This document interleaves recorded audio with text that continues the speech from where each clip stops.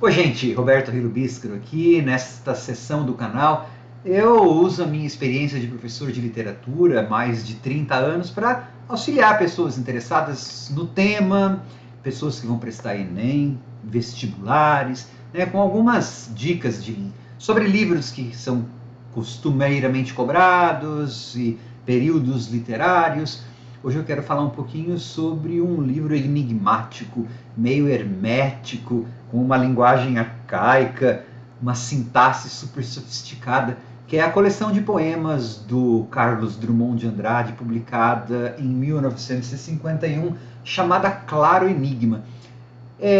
Didaticamente, a gente sempre tem que lembrar que essas coisas são didatizações, quando a gente diz características de autores e as fases de cada autor, né? Didaticamente a gente separa, a gente diz, né, que em 1951 o Drummond estava em sua fase mais melancólica, mais ensimesmada, descrente.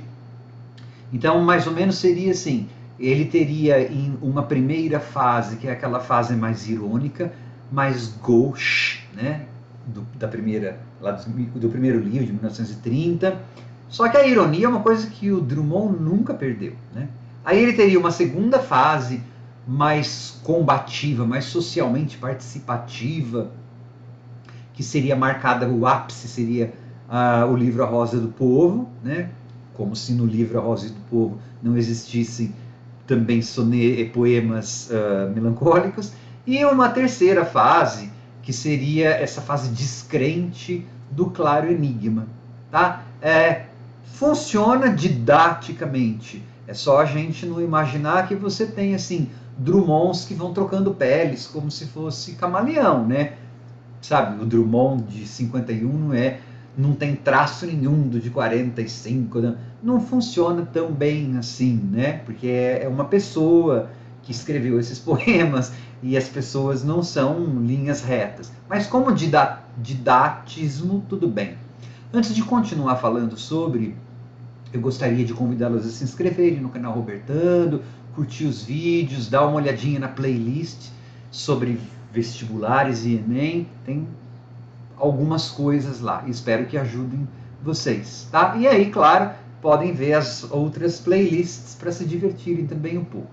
Gente, então assim, a gente tem que começar pensando neste título, Claro Enigma. Como que um enigma, né, que é um mistério, pode ser claro?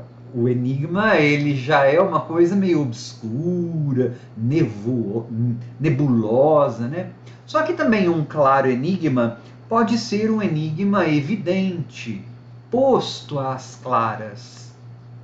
Tá? Olha como o livro é meio hermético, difícil de interpretar, ou tem várias interpretações, certo? E geralmente, assim, é muito comum poetas intitularem suas obras com algum nome de algum poema, né? Não é o caso de Claro Enigma. Claro Enigma está em um soneto que chama Oficina Irritada, lá do último terceto, inclusive, tá? E aí antes, eu vou até dar uma lida para vocês aqui, só que antes disso, eu quero comentar um ponto, já que eu falei retirado de um soneto, né? Uma das características do Claro Enigma é essa volta ou retomada das formas clássicas. Soneto é uma forma clássica, tá? O que é uma forma clássica? São formas fixas. Você pode dizer o que você quiser dizer no soneto, só que tem que ter 14 versos e tem que ser 4, 4, 3, 3. Então é uma forma de você. Por isso que a literatura clássica é chamada de mais racional, né? Porque você pode dizer o que quiser, só que você tem que conter a sua emoção, porque você tem um número X de versos que você pode usar. E ainda quando você delimita que a sua rima tem que ser decassílaba, não é o caso aqui, mas tem que ser decassílaba, você limita mais ainda, tá? Então, essa é uma característica, tá? Também do Claro Enigma. Então a gente já viu duas características que são didaticamente grandonas, são importantes, mas a gente tem que colocar um grama de sal em todas elas. Então, é um livro melancólico, sim. Existe uma certa descrença com relação ao destino do homem. Ele mais coloca perguntas, esse enigma que pode ser a existência. É um Drummond que parece mais tristonho. E o outro é que é essa retomada das formas clássicas, das formas fixas. O soneto, né? Mas vejamos o soneto de onde saiu aqui o título Claro Enigma. Eu não sei, eu não vou ler todo, mas o primeiro, assim, eu quero compor um soneto duro, como poeta algum ousar escrever. Eu quero pintar um soneto escuro, seco, abafado, difícil de ler.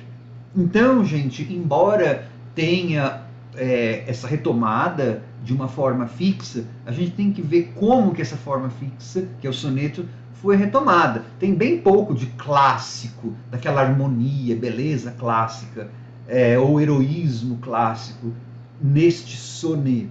Olha só e aonde que está a parte em que fala do claro enigma, né? É lá no último terceto, diz assim: ninguém o lembrará. Esse o lembrará aí é o do soneto dele. Ninguém o lembrará. Tiro no muro, cão mijando no caos. Numa abordagem em linguagem clássica, cão mijando no caos é impensável de usar, certo? Isso é uma coisa do modernismo. Então é assim, não significa uma ruptura total com a primeira fase ou com o modernismo. Tá? É o Drummond dizendo, ok, nesse estágio em que a gente está, a gente já pode pensar em retomar algumas formas clássicas, mas isso não significa um neoclassicismo ou um neoparnasianismo, sei lá, um movimento reacionário na literatura dele. É apenas assim, ok, eu posso usar a forma que eu quiser, inclusive sonetos, inclusive forma clássica, mas olha só como que eu estou usando essa forma clássica. Eu estou falando de um cão mijando no muro. Né? Você imaginou um poema clássico assim? Ou um poema parnasiano assim? Aí depois ele continua, então, cão mijando no muro, caos, enquanto Arturo, claro enigma, se deixa surpreender. É daqui que saiu o título, desse Oficina Irritada. E esse Arturo, gente, é uma referência a uma lenda grega, a um mito grego. Esses mitos gregos têm alguns, a maioria deles, né, de histórias de terror. O Arturo, que também é chamado de Arcas, para você ter uma ideia que foi de onde saiu a Arcádia, tá? Aquela coisa tão lindinha, saiu disso aqui que eu vou contar rapidinho, só. O Arthur, uma das aventuras desse Arthur foi ser esquartejado para ser servido para Zeus. Olha só, porque tinha alguém lá que estava querendo testar a onisciência de Zeus. E Zeus era pai do Arthur. A mitologia da grega está cheia desses, né? Zeus tem filho até. E aí, então, a pessoa matou o filho do Zeus, um dos filhos do Arturo, e serviu para ele para testar. Deixa eu ver se Zeus é realmente onisciente, se ele sabe de tudo.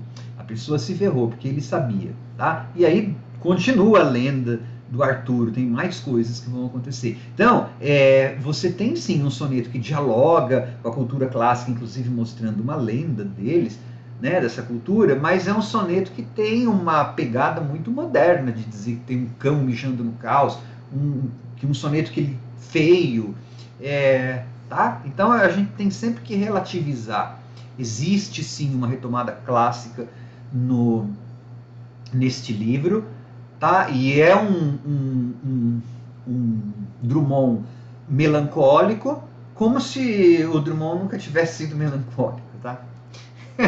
Ele sempre foi meio melancólico, mas é que aqui está mais, por isso que a gente fala, é uma construção didática, ele está mais melancólico, tá?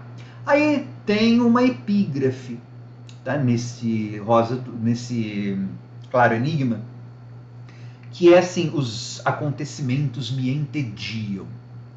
Então, a gente não pode dizer assim, olha lá, ele deixou a história de lado, porque em 1951, quando ele publicou isso, ele estava desgostoso com o Partido Comunista, ele estava desgostoso com a reeleição do Vargas, né? Que já tinha tido uma ditadura do Vargas. O mundo, em geral, passava por um período do pós-guerra. O pessoal achou que com a derrota do nazismo, o mundo ia virar uma maravilha, né? Nunca vira, ainda bem que o Drummond aprendeu, né, esse desencanto do Drummond, esse enigma. O mundo ficou polarizado entre os comunistas e os capitalistas, entre União Soviética e Estados Unidos, né? Se esse livro tivesse depois sido escrito mais tempo ainda, ele ia ser pior ainda, porque quando lá os russos invadem a Hungria a partir de 1956, não tem muita diferença entre os dois. Mas naquela época o Drummond era esperto, ele já percebia que era assim, eram duas superpotências só querendo o poder. Então é claro que existe um descontentamento, tá? E isso é claro, talvez no poema mais famoso do livro, que é A Máquina do Mundo, que é um grande poema. A Máquina do Mundo retoma lá o Camões. Lembra os Lusíadas, quando Vasco da Gama descobre lá a Máquina do Mundo. Aqui, nesse poema do Claro Enigma, a Máquina do Mundo é oferecida ao poeta, tá? E essa Máquina do Mundo explicaria o funcionamento do mundo, mas o poeta a recusa. Ou seja, parece que ele está mais preocupado em colocar enigmas, em clarear, em deixar os enigmas às claras, do que de responder esses enigmas. Tá? Senão ele poderia ter pego a Máquina do Mundo. Mas olha só como esse poema da Máquina do Mundo, super famoso, que talvez até mereça um vídeo só dele, tá? Porque ele é um poema muito cobrado em vestibular. A Máquina do Mundo, ele totalmente remete muito ao classicismo, à poesia clássica, sabe por quê? Primeiro porque ele está feito em tercetos, decassílabos, e isso remete lá à Divina Comédia do Dante Alighieri, como se voltar no Camões já não fosse classicismo suficiente, né? Mas Drummond ainda usa tercetos, em decassílabo, em alexandrinos, que é super, super formal, mas é super clássico, heróico, mas tá então dialogando com o Dante Alighieri. Só que no classicismo, especialmente lá no Dante Alighieri, da Divina Comédia, ele usa o esquema rimático, é a tal da terça rima. A Máquina do Mundo usa tercetos, decassílabos, mas os versos são brancos. Tá vendo o que eu falei? São didatismos que a gente tem que tomar cuidado, né? Retomou a forma clássica. Retomou, mas tá vendo? Ele não precisa retomar a forma clássica 100%, tá? E ele pode pegar até um tema clássico, no caso da Máquina do Mundo, e dizer, eu não quero, né? Eu não quero explicar, eu quero colocar questões, tá? Então esse negócio dos acontecimentos aí, significa que então que ele não tem mais nada a ver com a história e tal, não quer mais nada a saber com a história, né?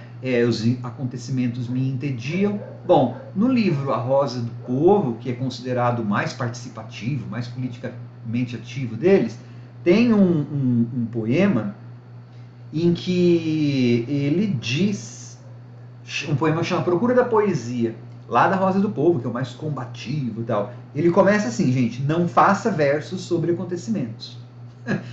Tá? É que acontece o seguinte, os poemas em Claro Enigma, eles já não têm a história tão aparente, tá? e tão factual, ele não está mais preocupado com efeméride, tá? Ou com fatos.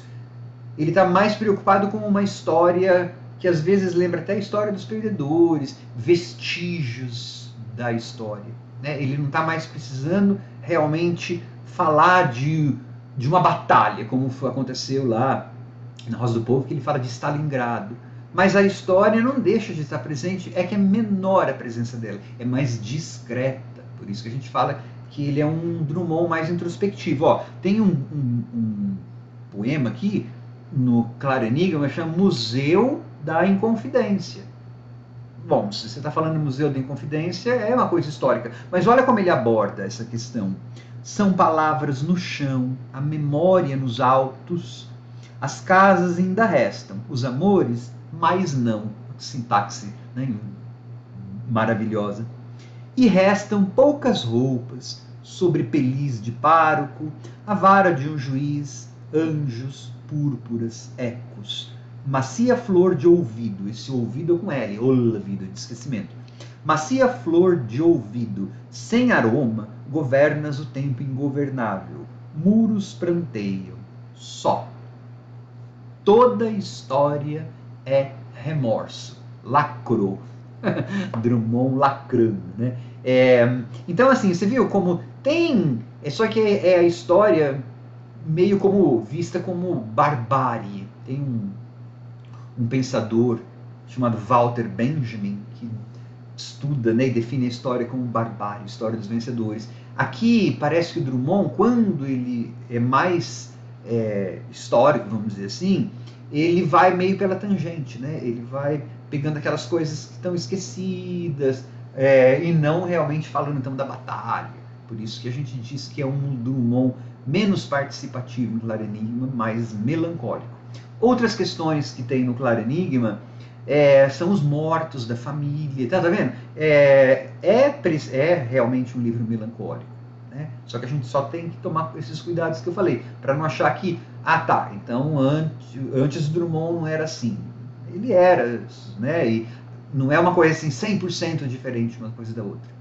Tem uma parte do Claro Enigma que ele também dedica aos autores que ele admira, Mário Quintana, Mário de Andrade, tá? Uma coisa que é bom prestar atenção se você estiver estudando para vestibular intertextualidades, né? A gente já viu com o Camões, a gente já viu com o Dante Alighieri, mas também tem intertextualidade com o Nietzsche. Tem um poema aqui que chama Em Gaia, Ciência. E o Nietzsche tem um poema que chama Gaia, Ciência. Gaia é alegre, aqui é o Drummond tristonho, é o Drummond desconfiado, inclusive da poesia, que é uma coisa que ele já era desconfiado antes do Claro Enigma, né? Da poesia como passível de resolver os problemas, né? Meio como uma coisa meio de aceitação esse livro. A vida é assim. Não dá para fazer grandes coisas, mas dá para fazer alguma coisa. Né? Então tem essa coisa com o Nietzsche. E em termos de linguagem, né? Não na verdade de forma explícita, tá, pessoal? Mas o cuidado da linguagem remete ao cuidado da linguagem que tinha, por exemplo, um Guimarães Rosa, que tinha um Graciliano Ramos, né? Repito, não significa que eles estão falando a mesma coisa, são 3 trabalhos bem diferentes. Mas o estilo, a maneira como cada um burilava as palavras, aí você tem uma coisa de intertextualidade, tá? Nada substitui a leitura do livro. Então, se você conseguir ler os poemas do Claro Enigma, é sempre bom, sempre você vai ter uma ideia melhor, tá? Espero ter ajudado. Tchau!